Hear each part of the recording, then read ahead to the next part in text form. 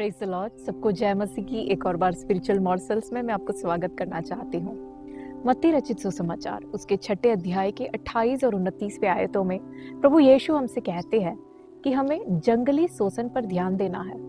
वहाँ प्रभु कहते हैं कि जंगली शोषण को देखो, वो ना परिश्रम करते हैं ना वो काटते हैं, लेकिन सुलेमान राजा भी उसके सारे वैभव में, उसके सारे महिमा में इसमें से एक के समान भी वस्त्र पहना हुआ नहीं था। यहाँ प्रभु यीशु जंगली शोषण पर ध्यान देने कहते हैं। आप जिस फूलों को अभी देख रहे हैं ये जंगली नहीं है, इसका ध्यान देने वाला कोई है, इसको खाद डालता है कोई, इसको कोई पानी डालता है, लेकिन जंगली शोषण को ध्यान देने वाला कोई नहीं है। कौन उनका ख्याल रखता है? कौन देखता है कि उनको कितना पानी की जरूरत है? कौन इस चीज का ख्याल रखता है कि उनके वातावरण में कितना टेम्परेचर होना चाहिए, या उनको कितना सूर्य प्रकाश मिलना चाहिए, या उनको कितना खाद चाहिए, उनके जिस मिट्टी में वो उग रहे हैं उस मिट्टी में कितना पीएच है, उस मिट्टी में कितना न्यूट्रिशन है, ये सब का ख्याल कौन रखता है? प्रभु यीशु कहते हैं कोई नहीं, सिर्फ परमेश्वर रखता है। और वो कहते हैं ना वो परिश्रम करते हैं ना वो काटते हैं। यहाँ पे हमें ध्यान देने की जरूरत है, क्योंकि उन दिनों में परिश्रम करने वाले जो लोग थे वो घरों में पुरुष थे। पुरुष घर के बाहर जाकर परिश्रम करते थे, मेहनत कर कर धन कमाकर घर पे ले आते थे। और जो स्त्रियां थी उन घरों में हर घर में स्त्री जो है घर पे बैठकर काटती थी। उन दिनों में काटने के लिए सिर्फ 2 वस्तुओं का इस्तेमाल किया जाता था, और वो था अटेरन और चरखा। व्यवस्था विवरण में 31वें अध्याय में हम देखते हैं उस बुद्धिमान स्त्री के बारे में जो अपने हाथों में अटेरन और चरखा पकड़ती है। तो इसका मतलब स्त्री अपने घर पे काटती थी। प्रभु यीशु दोनों झुंड से कहते हैं, पुरुषों से और स्त्रियों से, देखो ये ना परिश्रम करते हैं ना काटते हैं, लेकिन इनको संभालने वाला कोई है। आप चाहे जितना भी मेहनत करो, आप चाहे जितना भी चिंता करो, जितना टेंशन करो, इनको देखो, ये टेंशन नहीं लेते कल के। और प्रभु यीशु कहते हैं सुलेमान राजा उसके सारे वैभव में, उसके सारे महिमा में इसमें से एक के समान भी वस्त्र पहना हुआ नहीं था। सुलेमान राजा की वैभव क्या है, उसका महिमा क्या है? यदि हमें ये समझना है तो हमें शीबा रानी के उनके शब्दों पर ध्यान देना जरूरी है। वो कहती है सुलेमान राजा को कि मैंने मेरे देश में आपके वैभव के बारे में सुना था, और मैंने आपके बुद्धि के बारे में, आपके धन के बारे में, आपके नौकरों के बारे में ये सब सुना था, और मुझे यकीन नहीं हुआ। मैंने सोचा ये सब फेक न्यूज़ है, मैंने सोचा मैं खुद आके देखती हूँ। लेकिन जब मैंने यहाँ आकर देखा, अपनी आंखों से देखा, अब मुझे यकीन हुआ कि जो मैंने सुना था वो हकीकत का आधा भी नहीं सुना। आप बहुत ही अधिक महिमा और वैभव से भरे हुए हो।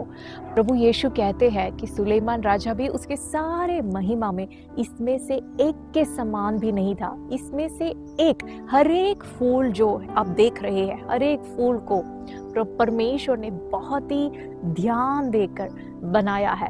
इसकी वैभव और इसके महिमा के अंदर बहुत अधिक केमिस्ट्री, बायोलॉजी, मैथमेटिक्स, ज्योमेट्री, ये सब कुछ मिला हुआ है, फिजिक्स मिला हुआ है। क्यों? क्योंकि देखिए हर एक फूल के अंदर जो पत्ते हैं, हर एक पत्तों की सिमेट्री, उनके ज्योमेट्री शेप की सिमेट्री, ये सब में बहुत ही ध्यान दिया जाता है। इनके रंग, हर एक फूल के अंदर जो रंग जो फैले हुए हैं, हर एक रंग के लिए कितने केमिकल्स लगे हैं, हम इनको पिगमेंट्स कहते हैं, एंथोसाइनिन्स, कैरोटिनॉइड्स, ये सब के मिक्सचर कितने कहाँ कैसे फैलना चाहिए, ये सब पे परमेश्वर ध्यान देता है। एक फूल की बात कह रही हूँ मैं, अब देखिए कितने सारे फूल, जंगली फूल। परमेश्वर, यदि यीशु कहते हैं, यदि उस पे इतना ध्यान देता है जो आज है और कल नहीं है, तो 30वें आयत में परमेश्वर हमसे कहता है कि हे अल्पविश्वासियों, तुम कल के बारे में इतना चिंता क्यों करते हो? जो परमेश्वर जंगली शोषण पर ध्यान देता है, क्या वो तुम्हारा ख्याल नहीं रखेगा? देखिए अल्पविश्वासियों जो शब्द है वो प्रभु यीशु हर वक्त तभी इस्तेमाल करता है जब हम कल के बारे में, या तो फिर हमारे परिस्थितियों को देखकर घबराते हैं, डरते हैं, या तो फिर हम संदेह करते हैं। ऐसे अवस्थाओं में प्रभु यीशु हमें अल्पविश्वासियों पुकारते हैं। जब प्रभु यीशु के चेले पानी में डूबने लगे, जब उनको लगा उनका नाव डूबने जा रहा है, वो चिल्लाने लगे, तो प्रभु यीशु तुरंत उठकर तूफान को डांटते हैं और इनसे कहते हैं, अल्पविश्वासियों तुम क्यों डर गए? और फिर बाद में जब हम देखते हैं पतरस जब डूबने लगता है तो तुरंत प्रभु यीशु हाथ बढ़ाकर पतरस को खींचकर बाहर निकालता है और पतरस से कहता है, हे अल्पविश्वासी, तू क्यों संदेह करने लगा, तो क्यों शक करने लगा। देखिए, जब हम हमारी परिस्थितियों को देखकर डरते हैं, जब शक करते हैं, जब हम घबराते हैं, जब हम टेंशन लेती है, प्रभु यीशु हमें देखकर कहते हैं अल्पविश्वासियों।